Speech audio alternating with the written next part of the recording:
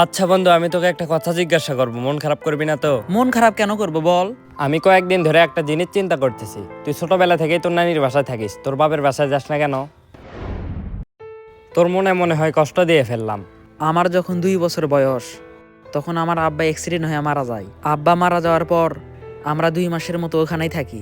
তারপরে কি হয়?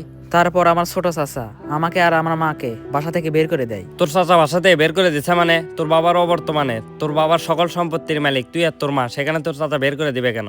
এটাই বুঝতেছিস না? আমি আর আমার মা যদি ওখানে থাকি তাহলে তো আমার চাচার সম্পত্তি ভোগ করতে পারবে না। ও, এবার বুঝলাম, তোর চাচা সম্পত্তির কারণে তোদেরকে বাসা থেকে বের করে দিছে। সবকিছু বিশ্লেষণ করে তাই তো মনে হচ্ছে। তাহলে চল তোর চাচাকে একদিন দিয়ে আসি। দিয়ে আসি মানে? আগে বল, তোর দাদার সম্পত্তি কয় বিঘার মতো? এই 16 বিঘার মতো। তোর বাপেরা 2 ভাই, যদি সম্পত্তি ভাগাভাগি করা হয় তাহলে 8 বিঘা ভাগে পাবি। তোর চাচাকে যদি বলি 7 বিঘা জমি আমাকে বুঝিয়ে দেন, তাহলে বুঝিয়ে দিবে? আমার চাচা 18 বছর থেকে সকল সম্পত্তি ভোগ করে খাচ্ছে, এখন যদি চাই খুব সহজে তো দিবে না। এটাই তো তোকে আমি বুঝাতে চাচ্ছি। চল একটা কাজ করি। কি করবি? শোনেক, আমি একটা ললিপপ গ্রুপের সাথে যুক্ত আছি, ওখানে একটা SMS দেয় যে একটা জায়গায় যাওয়া লাগবে। কোন জায়গায় যাবি? কোন জায়গায় আবার? তোর চাচাকে ভয় দেখাতে? না, এসব করা যাবে না। তুই একটা জিনিস ভাবে, তোর নানির বাড়িতে আর কয়দিন থাকবি? তোকে একদিন না একদিন তোর জন্মভূমিতে যাওয়াই লাগবে, তখন তুই কি করবি? তোর ভালোর জন্য আমি বললাম, এখন তুই কি করবি তোর ইচ্ছা। এই সব ঝামেলার ভিতরে আমি যাব না, যেমন আছি ভালো আছি। 8 বিঘা জমি কিন্তু কম না।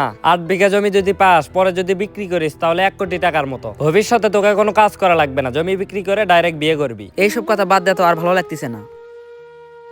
থাক, আমি বাসায় গেলাম। ও হ্যাঁ, আর একটা কথা, আগামীকাল 16ই ডিসেম্বর, চল খাওয়া দাওয়া করা হোক। সবাই যদি করে তাহলে আমিও করব। আচ্ছা তাহলে তোকেও ধরে থলাম। ঠিক আছে, আমি বাসায় গেলাম। কি রে ভাই, আমি এখানে কি করবো? আমিও বাসায় যাব। আয়। গুলটে এই সিজনে কত টাকা ধান বিক্রি হয়েছে?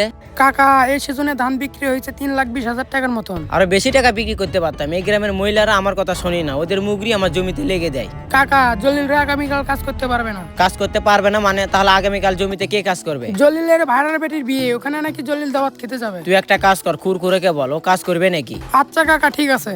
ভাই, আগামীকাল 16ই ডিসেম্বর প্রত্যেকটা গ্রামের ছেলেপেলেরা খাওয়া দাওয়া করবে, তো আমরা সিদ্ধান্ত নিয়েছি আমরা খাওয়া দাওয়া করবো। এখানে আপনি কি বলছেন? আমি মাফ চাচ্ছি, আমি তোমাদের সাথে খাওয়া দাওয়া করবো না। খাওয়া দাওয়া করবেন না মানে? কেন ভাই? গত বছর খাওয়া দাওয়া করার সময় কি কথা ছিল, এখানে যা রান্না হবে তা খাওয়া দাওয়া করার পর যে যার মনে বাসায় চলে যাবে। তা ওই চুন্নুলাতি কি করছিল, বাসা থেকে থালা বাসন নিয়ে এসে এখানে বাবার জন্য দাও, এখানে মায়ের জন্য দাও, এখানে বইয়ের জন্য দাও, সব ভালো ভালো মাংস নিয়ে গিয়ে আমাদের জন্য হাড্ডি রেখে গেছে। ভাই, এবার আর এমন হবে না, আগেই বলে দেবো, এখানেই খাওয়া দাও, বাসায় নিয়ে যাও না। তুমি যেটাই বলো, চুন্নুলাতি এবারও তাই করবে। ভাই, আমি আপনাকে কথা দিচ্ছি, এবার এক চুল কেউ বাসায় নিয়ে যেতে পারবে না। আচ্ছা ঠিক আছে, নাও, আমিও খাওয়া দাওয়া করবো। তাহলে আজকে সন্ধ্যার আগে টাকা দিয়ে দিন। আর শোনো, মহিলাদের জন্য কিন্তু খেলার ব্যবস্থা করতে হবে, সবাই আমাকে বলতিছে। আচ্ছা ভাই, ঠিক আছে, খেলাধুলার ব্যবস্থা কি করবো রে, নি। কি নিয়ে গল্প করিস? কি রে, তুই আবার কই যাস? দাদির বাড়িতে বেড়াতে যাচ্ছি। তার মানে সম্পত্তির ভাগ নিতে যাচ্ছিস? আরে সম্পত্তির ভাগ নিতে কেন যাব? মা বললো তো দাদির বাসা থেকে ঘুরে আয়। আগামীকাল খাওয়া দাওয়া, আর আজকে যাচ্ছিস? আরে সমস্যা নাই, আগামীকাল সকাল সকাল আমি চলে আসবো। দেখে শুনে যাস। আচ্ছা তাহলে আমি গেলাম। যা, তাহলে আজকে সন্ধ্যার ভিতরে টাকা দিয়ে দিন। আচ্ছা ঠিক আছে। কাকা, খুরখুরকে তো বললাম, ও তো কাজ করবে না। আপনি একবার বলেন, তাহলে হয়তো কাজ করবে। আসসালামু আলাইকুম। ওয়ালাইকুম আসসালাম। এটা কি খলিল কাকার বাসা? কেন? আমার একটু দরকার। আমি খলিল, কি বলবা বলো। তার মানে আপনি আমার কাকা? আমি তোমার কাকা মানে? আমি আপনার বড় ভাইয়ের ছেলে। বড় ভাই ছেলে মানে? তুই এতদিন পর কেন আসছিস? ছোটবেলা থেকে আপনাদের গল্প শুনি, কিন্তু নিজ চোখে আপনাদেরকে দেখিনি, তাই দেখতে আসলাম। তুই এখানে কি কারণে আসছিস আমি কিন্তু ঠিকই বুঝতে পারছি। তুই 18 বছর কইছিলি, একদিন আসিস নি কেন? ও সম্পত্তির ভাগ নিতে আসছিস না? সম্পত্তির ভাগ নিতে কেন আসবো? তোরা হচ্ছিস ফকরনি যা, তোরা তো এমনি এমনি আসবি না, সম্পত্তির ভাগ নিতে আসছিস। তোর মায়ের জন্য আমার ভাই মারা গেছে। মায়ের জন্য ভাই মারা গেছে মানে? আব্বা তো অ্যাক্সিডেন্ট হয়ে মারা গেছে। আমার বাড়ির সামনে থেকে যা, এই বাড়িতে তুই কোনোদিন আসবি না। কি রে, এখানে দাঁড়িয়ে আসিস কেন? এখান থেকে যা। আমার মা ঠিকই বলছে, আপনারা আসলেই ভালো না। বিশ্বাস করেন কাকা, আমি সম্পত্তির লোভে এখানে আসিনি। আমি ছোট থেকে আপনাদের গল্প শুনি যে আমার কাকা আছে, দাদার বাড়ি আছে, একবার নিজ চোখে সেটা দেখে আসি। কিন্তু আজকে আপনি যে ব্যবহার করলেন। যত যাই কর, সম্পত্তি পাবি না। আমার সম্পত্তি লাগবে না, আপনার সম্পত্তি নিয়ে আপনি থাকেন।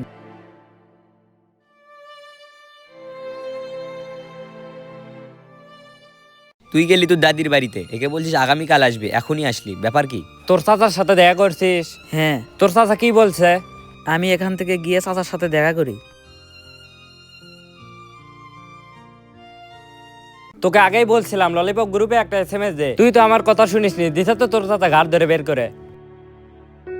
তোরা বিশ্বাস কর, আমি সম্পত্তির লোভে ওখানে যাইনি। আপন মানুষদের এক নজর দেখবো এজন্যই গেছি। ওরা যে আমার সাথে এরকম ব্যবহার করবে আমি ভাবতেও পারিনি। মন খারাপ করিস না, আমরাই তো তোর আপন। আমরা কি তোকে কখনো কষ্ট দিছি?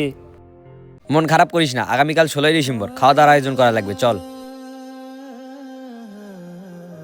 আমাদের সমাজে এরকম অনেক ছেলে আছে যারা ছোট থেকে নানির বাসায় বড় হয়, কিছু অসৎ চাচার কারণে নিজ জন্মভূমিতে যেতে পারে না। ভিডিওটি ভালো লাগলে কমেন্ট বক্সে সুন্দর একটি মন্তব্য করে যাবেন। দেখা হবে পরবর্তী ভিডিওতে, সবাই ভালো থাকবেন।